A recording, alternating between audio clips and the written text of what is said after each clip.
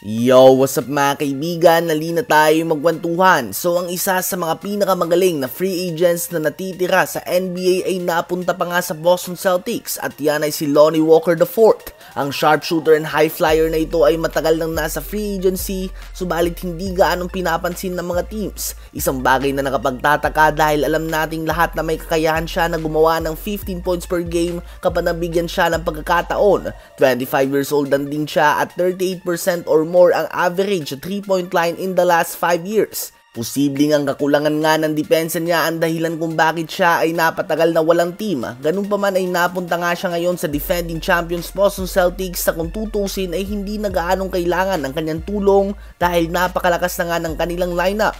May Super 6 nga sila kay Holiday, White, Brown, Tatum, Porzingis at Horford. Andyan din sila Peyton Pritchard, Sam Hauser at Xavier Tillman. Basically ang 9 players na madalas na may playing time sa kanila.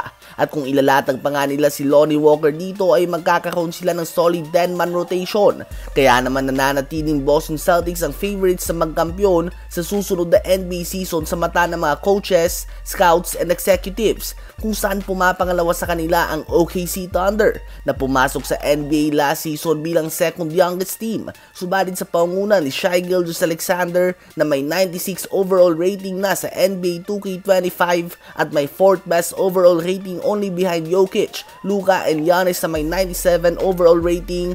Ang young OKC team ay nagtapos bilang ang number 1 seed sa napakalalim na Western Conference. Ganun pa man, hindi nga dahil number 1 na sila sa regular season ay wala na silang problema dahil unang-una nga ang nipis ng kanilang frontcourt, kaya naman may mga certain matchups na nahihirapan sila tulad ng Lakers na may Anthony Davis and probably Pelicans kung naglaro si Zion noong playoffs.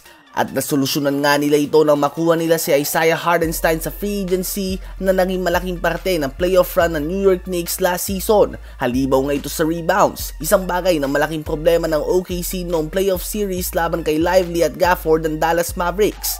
Habang isa pang problema nila ay ang fit ni Josh Giddey noon. Mahusay nga si Giddey na player, subalit kailangan niya ang bola sa kanyang kamay kung nais mo siyang magamit ng matino. Subalit may MVP candidate ka nga kay Shai Gilgeous-Alexander at ang naging resulta nito ay nagiging spot-up shooter siya sa gilid. Isang role na hindi siya komportable sa ngayon kaya naman hindi ito nakatulong sa kanilang gaano noong playoffs. Kaya naman ngayon ay trinade nila ito kapalit si Alex Caruso. Posibleng mas offensively gifted player si Josh Giddey at mas may upside. Subalit ang galaw na ito ay obviously isang patunay na sila ay nasa win now mode na. Mas pinili nga nila ang veteran na may championship experience na and probably sagad na ang potensyal kaysa sa 21-year-old na may all-star potential, subalit hindi gaanong fit sa style of play ng kanilang MVP candidate at first runner-up sa MVP voting last season. Kayo ba mga kaibigan? Sa palagay nyo ba ay handa na ang OKC Thunder na makapasok sa NBA Finals o kulang pa din ito sa experience?